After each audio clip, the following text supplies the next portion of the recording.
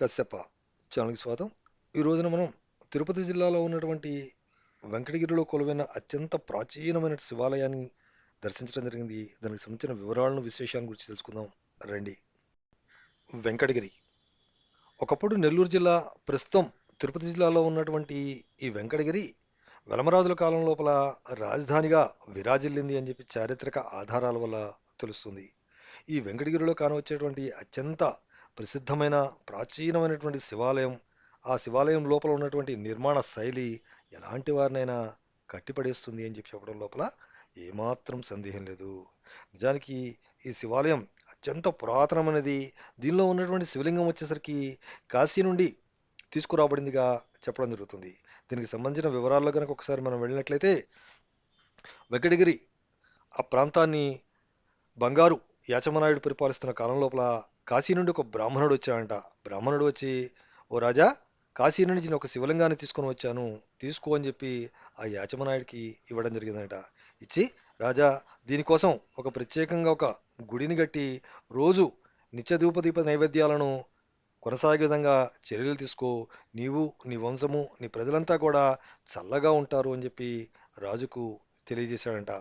రాజు ఆ బ్రాహ్మణుడి మాటలను ఏమాత్రము కూడా అశ్రద్ధ చేయకుండా ఆ శివలింగాన్ని తీసుకొని దానికోసం అద్భుతమైనటువంటి ఒక దేవాలయాన్ని నిర్మించి ఇక్కడ ఆ శివలింగాన్ని ప్రతిష్ఠింపజేయడం జరిగింది. నాటి నుండి నేటి వరకు కూడా ఈ ప్రాంతం మొత్తం కూడా సుభిక్షంగా విరాజిల్లింది అని చెప్పి ఇక్కడ ఉన్న ప్రజల యొక్క నమ్మకంగా తెలుస్తుంది. చూడండి, పెద్దనైనటువంటి ఆలయం ప్రాంగణం కూడా చాలా పెద్దగా ఉంటుంది. ఈ ఆలయం పై భాగంలో కానవచ్చేటువంటి గోపురాలు కింద వైపున, అంటే ఆలయం కప్పు పైన కానవచ్చేటువంటి పెద్ద పెద్దనైనటువంటి నందులు, నాలుగు మూలల నందులు చాలా పెద్దగా కనబడతాయి. నిజానికి ఈ ఆలయాల లోపల, ఈ ప్రధాన శివాలయం లోపల అనేకమైనటువంటి ఉపాలయాలు ఉండేవంట. ఇప్పుడు మనం ప్రదక్షిణలో తిరుగుతున్నాం కదా, ఈ చుట్టుపక్కల చాలా ఉపాలయాలు ఉండేవంట. కానీ కాలగర్భం లోపల ఆ ఉపాలయాలన్నీ కూడా చాలా వరకు శిథిలమైపోయాయని చెప్పి చెప్పుకోవచ్చు. చూడండి, ఇవంతా ఎంత బాగుందో. ఎంతెంత పెద్ద పెద్ద గోడలు, ఆ మెయిన్ ఆ పైన ఉన్నటువంటి ఆ కప్పు పైన కూర్చొని కానవచ్చేటువంటి నంది విగ్రహాలు, ఇవన్నీ కలిసి వెరసి ఈ ఆలయానికి ఒక ప్రత్యేకమైనటువంటి శోభను తెచ్చాయని చెప్పడం లోపల ఏమాత్రం సందేహం అవసరం లేదు.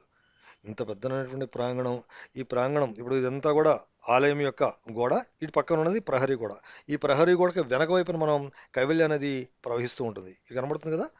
ఈ నది గోడ ఏదైతే ఉందో దాన్ని దాటి కొంచెం ముందుకు పోతే, పక్కకు పోతే కైవల్య అనేది మనకి ఇక్కడ కానరావటం అనేటువంటిది జరుగుతుంది. ఇదంతా కూడా ఆలయం యొక్క ఆవరణ. ఈ ఆవరణలో మొత్తం ప్రదక్షిణగా మనం మొత్తం ఒకసారి ఇట్లా తిరుగుతూ వస్తున్నాము. ముందు వైపునే చూసినట్లయితే కనుక పెద్దనైనటువంటి రాతి ధ్వజస్తంభము, ప్రాచీనమైనటువంటి ఒక బావి మనకు దర్శనమివ్వటం అనేటువంటిది జరుగుతుంది. చూడండి, ఇది ప్రాచీనమైనటువంటి బావి. అట్లానే పెద్దనైనటువంటి రాతి ధ్వజస్తంభము, అట్లానే అక్కడ ఓ మండపము. ఇది ధ్వజస్తంభం. ఒకసారి మళ్ళీ ధ్వజస్తంభాన్ని చూద్దాం. చూడండి ఎంత ఉందో. ఇది చాలా ప్రాచీనమైన ధ్వజస్తంభం. పక్కనే ఉన్నటువంటి కట్టడాలు. ఇక్కడి నుంచి చూసినప్పుడు 5 అంతరాలతో కానవచ్చేటువంటి పెద్దనైనటువంటి రాజగోపురము. ఇది వచ్చేసరికి స్వామివారి ఆలయానికి రూపలు పోయడానికి కానవచ్చేటువంటి బంగారపు గాలిగోపురం. ఇది కూడా బయట మనం దీనిలోంచే ప్రవేశిస్తాం. ఈ రాజగోపురం నుంచి మనం లోపలికి ప్రవేశించడం జరుగుతుంది. ఇట్లా చూస్తున్నప్పుడు ఈ ఆలయాలు, ఉపాలయాలు, అట్లానే స్వామివారి ఆలయం లోపలికి వెళ్ళడానికి ముందుగా ఉన్నటువంటి ప్రధాన రాజగోపురం, ఇవన్నీ చూస్తున్నప్పుడు ఒక అద్భుతమైనటువంటి భావన మనల్ని పట్టి కుదుపుతుంది. చూడండి, ప్రధాన రాజగోపురం ఏదేందో, రాజగోపురం లోపల 5 అంతరాల్లో కూడా మనకు లైట్ల వెలుగు లోపల ఆ రాజగోపురం కనబడుతూ ఉంటే ఒక అద్భుతమైనటువంటి దృశ్యాన్ని చూస్తున్నటువంటి భావన మనకు కలుగుతుంది. చూడండి, చుట్టూరా కూడా పెద్దనైనటువంటి కొబ్బరి చెట్లు, పెద్దనైనటువంటి ఆలయం, ఆలయ ప్రాంగణంలో ఉన్నటువంటి అనేకమైనటువంటి ఉపాలయాలు, వీటన్నిటిని చూసుకుంటూ స్వామివారి ఆలయంలోనికి రావడం జరిగింది. ఇదే కాశీ నుంచి తీసుకొచ్చినటువంటి శివలింగంగా చెప్తారు. ఇక బయటకు వచ్చి చూసినట్లయితే కనుక పొల్లుదండాలు పెడుతున్నట్లుగా కానవచ్చేటువంటి భక్తులు పొల్లుదండాలు పెడుతున్నట్లుగా కానవచ్చేటువంటి శిల్పాలు మనకు కనబడతాయి. దాని పక్కనే తెలుగు లిపిలోనే ఏదో రాయడం జరిగింది. వీటిని ఎక్కువగా వీరు ఆసక్తి చూపించట్లేరు. అందుకని చెప్పి ఇవన్నీ కూడా పెద్దగా జాగ్రత్తలకు నోచుకోలేదనిపించింది.